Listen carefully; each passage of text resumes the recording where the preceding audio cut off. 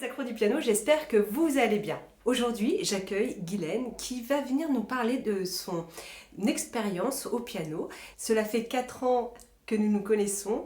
Elle a pris des cours avec moi pendant ces 4 dernières années et elle va vous faire part de son parcours. Pas seulement de son parcours de ces 4 dernières années, mais depuis son parcours, depuis ses débuts au piano. Alors j'espère que son témoignage va vous inspirer et inspirer tous ceux qui hésiteraient encore à se mettre au piano à l'âge adulte. En tout cas, vous allez voir que son expérience est vraiment très inspirante. Mais avant de commencer, vous pouvez télécharger mes 2 guides, l'art de jouer au métronome et 5 semaines pour un morceau, en vous inscrivant au blog. Il suffit tout simplement de mettre votre email et votre prénom pour recevoir ces 2 guides complètement gratuits. Alors c'est parti, je vous laisse faire connaissance avec Guylaine.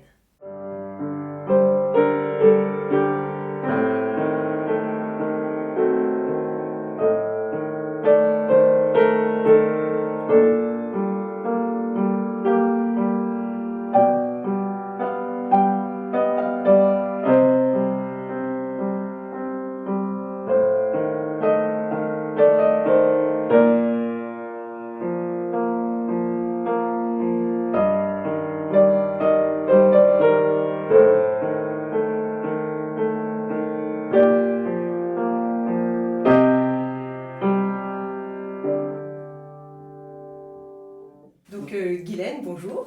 Bonjour. Alors je vais d'abord vous demander tout simplement de vous présenter.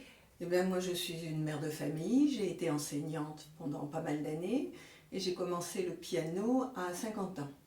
Ça faisait longtemps que j'avais envie de le faire, mais je n'osais pas. Mes enfants l'avaient fait, je les avais suivis, mais moi, je n'osais pas me lancer.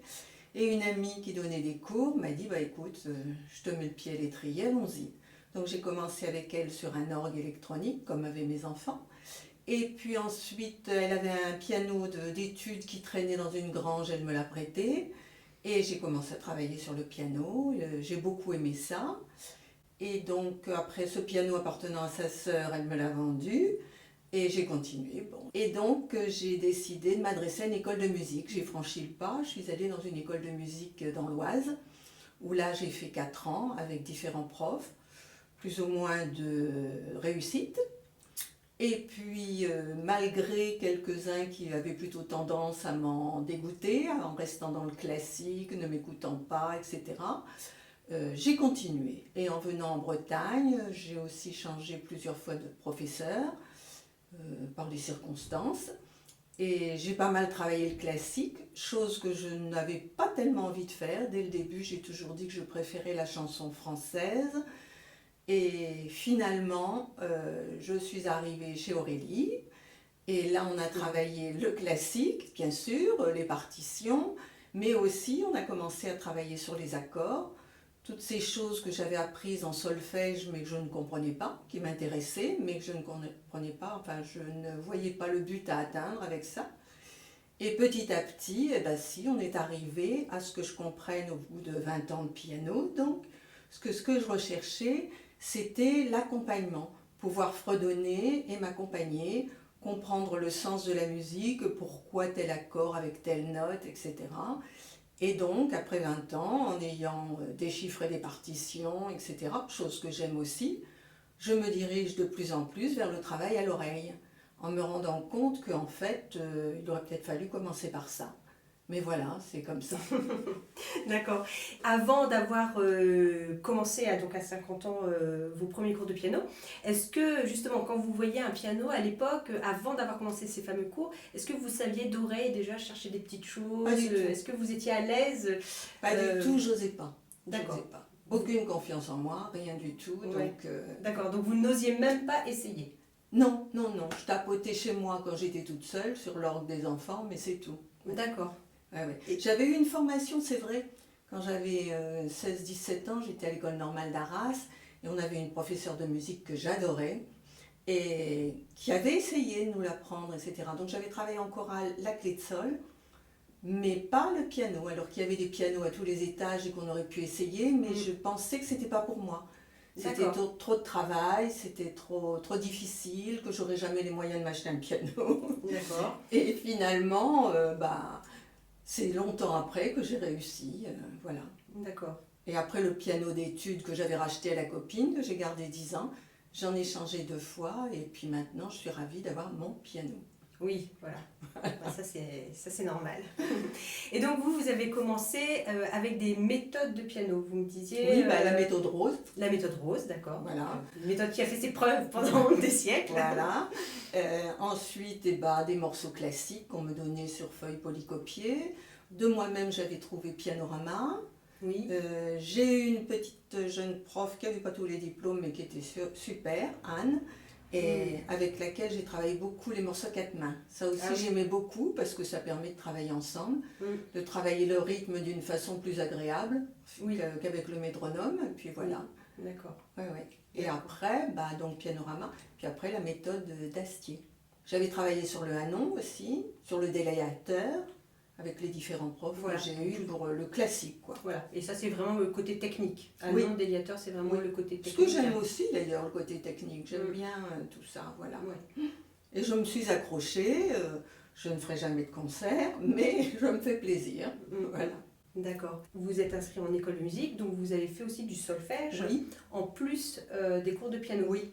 Qu'est-ce que ça vous a apporté Alors dans l'Oise, j'ai eu Marielle, une professeure qui était super, mais qui ne m'a rien apporté du tout. Elle nous faisait écouter des morceaux en majeur, mineur, et alors moi ça ne me disait rien du tout, ça ne m'a rien apporté. J'ai passé un bon moment, c'est pas ça, mais bon. Et après, ici en Bretagne, à l'école de musique, pendant 4 ans, j'ai eu des cours de solfège, mais vraiment très traditionnels, sur les accords, les quintes, les quartes, etc. Et là, ça m'a beaucoup appris, mais je ne voyais pas la finalité. D'accord, parce que c'était déconnecté du cours de piano. C'est ça. D'un côté, on apprenait le solfège. Et de l'autre côté, mon petit morceau. Le petit morceau piano. Et il n'y avait pas personne pour faire le lien entre les deux. Ouais. Et donc, ça ne connectait pas, quoi. Voilà. Ce que j'ai retrouvé, tout ce que j'ai appris, je l'ai retrouvé après avec vous, puisque on l'a travaillé et forcément, ça me revenait beaucoup plus facilement. Voilà, c'est ça. Donc, pour expliquer un peu ce qu'on a fait. Donc, en fait, ce qu'on a fait, c'est qu'on a pris des mélodies populaires. Soit des mélodies que vous aviez entendues et que vous retrouviez comme ça à l'oreille. Mais c'était peut-être pas ça au départ, c'était peut-être les comptines.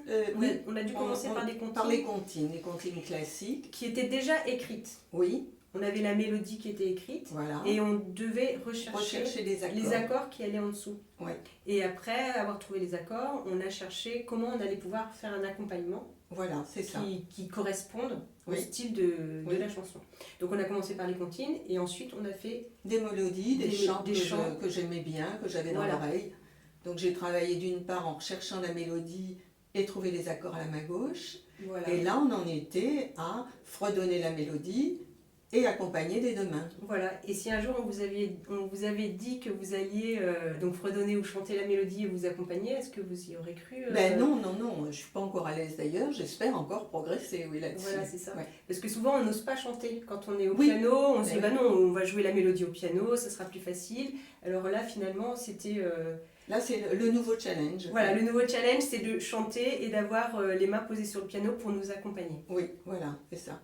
Continuer la lecture de partition bien sûr, mais une partition classique de temps en temps pour travailler plus profondément peut-être, mais se faire plaisir aussi. Avant d'arriver ici à l'école, vous étiez en train donc de travailler des morceaux sur partition et des 4 mains. Qu'est-ce que ça a changé à votre jeu? Est-ce que ça vous a apporté une meilleure compréhension des partitions? Est-ce que ça vous a apporté plus de musicalité? Est-ce que ça vous a apporté plus de technique? Qu'est-ce qui a changé? Surtout plus de compréhension et donc le déchiffrage est beaucoup plus rapide. Voilà, d'accord. Voilà. C'est au niveau du déchiffrage, quand vous découvrez la partition, forcément ça va beaucoup plus vite. Je comprends tout de suite, tout de suite. J'essaie de... plus rapidement en tout cas. Beaucoup plus rapidement on va dire. Voilà. Je ne suis pas au niveau où j'aimerais être après 20 ans, mais... on progresse. Parce qu'il y a eu aussi, il y a 20 ans, mais il y a les aléas de la vie qui font qu'il y a des interruptions, on s'y remet, etc. La meilleure compréhension de la partition, est-ce que ça s'entend dans votre façon de jouer? Je pense. j'améliorais aussi l'interprétation. Oui. Au lieu d'être juste à jouer des notes et du rythme, Oui. vous êtes vraiment plus dans la Je musique. me détache beaucoup plus vite des notes, et donc les comprenant mieux, et donc je suis plus dans la musique et dans l'interprétation, oui. D'accord. Donc ça a un impact Oui. sur votre façon de jouer. Oui, je pense, oui. Oui, parce que c'est un tout, en fait. Hein. Qu'est-ce que vous conseillerez à une personne là qui, imaginez-vous, vous, il y a 20 ans, ou même un peu avant, par exemple quand vous aviez 45 ans, qu'est-ce que vous diriez à cette personne-là pour l'encourager ou pour l'aider à franchir le pas? Il faut y aller, quoi. Bon, si on a vraiment envie, malgré les obstacles, malgré les gens qui essaient de vous décourager, il faut y aller. Le solfège, ça peut paraître pour certains rébarbatif, moi non, ça m'a toujours plu parce que j'aime bien comprendre. Maintenant, analyser pourquoi on le fait, ses vrais désirs, ses pensées profondes, c'est compliqué. Et dès le départ, je n'aurais pas su dire que je voulais fredonner puis m'accompagner. Je voulais apprendre à me servir de l'instrument piano, mais exactement comment, je ne savais pas. D'accord. Et qu'est-ce que vous conseillerez aux débutants justement? Est-ce que vous leur conseillez plutôt d'acheter et de suivre une méthode ou au contraire d'essayer de retrouver des mélodies d'oreille, de travailler sur les accords? Qu'est-ce que vous leur conseillerez? Ça dépend de ses propres goûts, parce que l'un ne va pas sans l'autre. Pour pouvoir improviser, il faut connaître les bases. Sinon, on ne peut pas improviser d'une manière agréable et sûre, que ce soit en piano ou autre. Hein.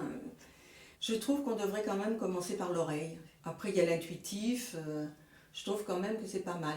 Après, l'un n'allant pas sans l'autre, de connaître les règles, on avance un peu plus vite. Mais on se fait plus plaisir par l'oreille peut-être.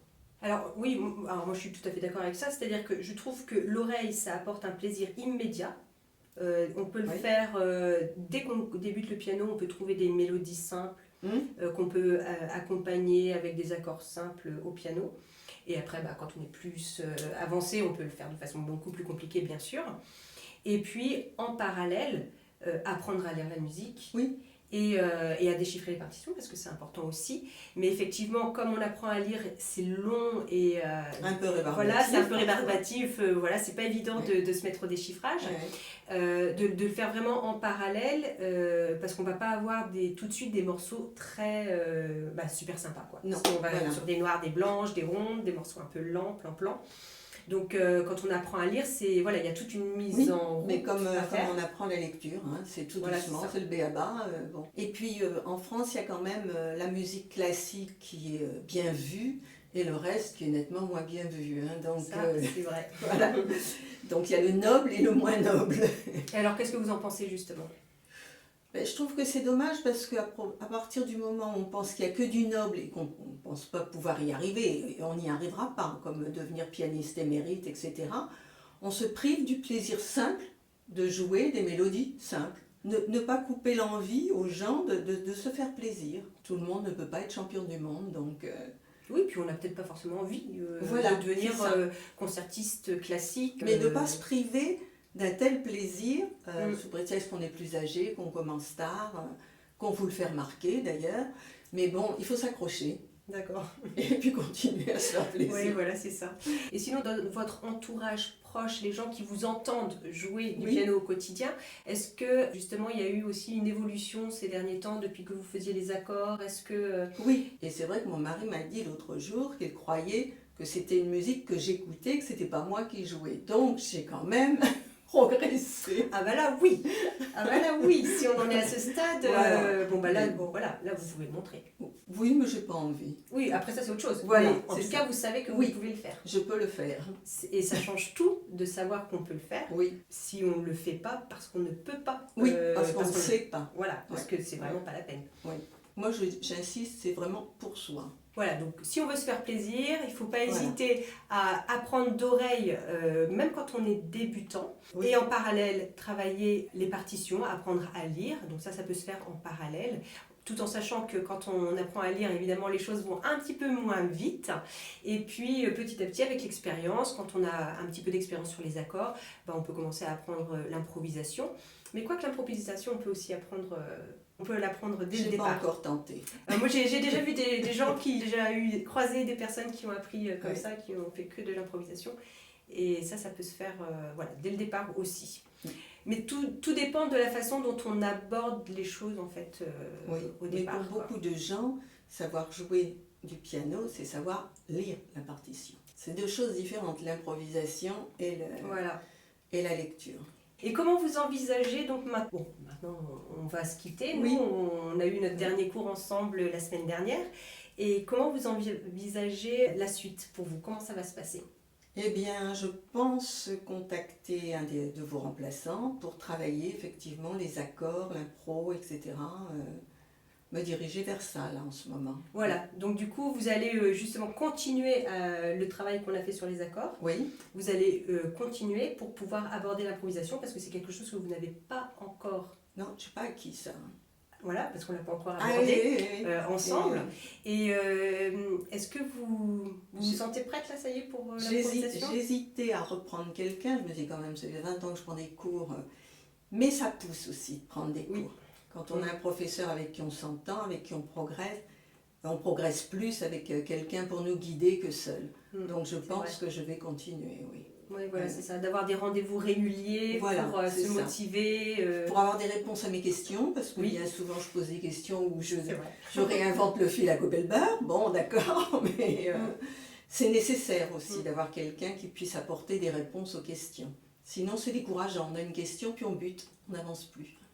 Et est-ce que vous auriez pensé, il y a 5 ans par exemple, que vous alliez comprendre tous ces accords, avoir cette compréhension, savoir jouer d'oreille et peut-être envisager de faire de l'improvisation? Ah non, pas du tout. Pas du tout, mais bon, je voulais continuer quand même quand Anne est partie. Oui. Et que c'est là que je vous ai rencontré. Mais là aussi, je suis partie du même principe que j'avancerai plus avec quelqu'un pour m'aider. Donc, ce que je ne regrette pas et je pense continuer malgré tout. Tant que je pourrai, parce que ça m'apporte beaucoup. Et est-ce que vous aviez imaginé, avant de commencer à jouer du piano, que ça allait vous mener pendant aussi longtemps aussi loin?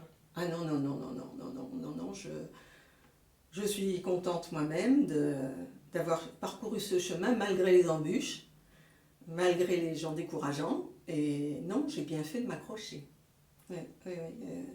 Et ça occupe bien, parce qu'à la retraite, etc., ça fait travailler l'intellect et c'est pas mal du tout finalement. Voilà, on se fait plaisir tout en gardant une activité cérébrale, on va le dire comme ça, pour se stimuler. Et puis ça bouscule dans la tête. Ça stimule beaucoup. Ça bouscule pas mal la gauche, la droite. Oui, la coordination. La coordination. Quelquefois les doigts vont plus vite que la tête ou inversement. Oui, tout à fait. Et donc non, moi je trouve que c'est une excellente activité et je vais la poursuivre de toute façon. Vous n'êtes pas prête d'arrêter? Ah non, ce sera au bout. Bon, j'ai été avec un bras cassé, ça a été un peu embêtant, mais sinon, tant que je garde toutes mes facultés, il n'y a pas de raison. Voilà, continuez. Je connais une petite dame qui en fait à la maison de retraite. Alors, oui, il y a souvent des pianos dans les maisons de retraite. Oui. Très souvent. Et c'est vrai que c'est stimulant finalement. Oui. Voilà. Donc si je dois aller en maison de retraite, j'espère emmener mon piano. Très bien. Merci beaucoup Guylaine pour votre témoignage. Je vous souhaite en tout cas une bonne continuation. Merci beaucoup. Au revoir. Au revoir. Alors voilà, vous avez vu, le témoignage de Guylaine est vraiment intéressant et très très inspirant. J'espère qu'il va aider tous ceux qui voudraient jouer du piano mais n'osent pas s'y mettre. J'espère qu'il va aider toutes ces personnes-là à franchir le pas.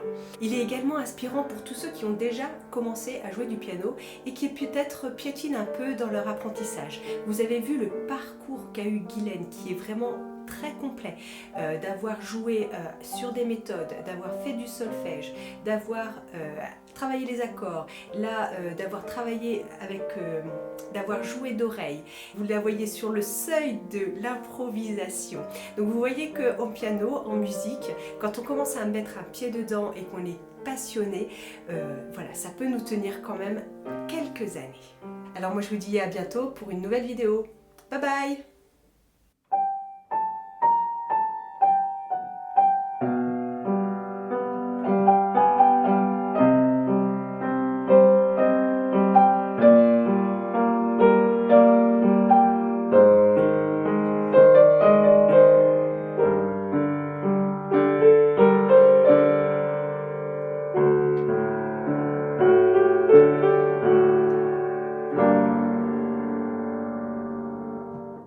Si tu souhaites recevoir mes 2 super guides gratuits, l'art de jouer avec un métronome et 5 semaines pour un morceau, où tu trouveras tous mes secrets pour bien travailler quand tu es seul chez toi au piano, clique sur le lien qui est juste en dessous de la vidéo.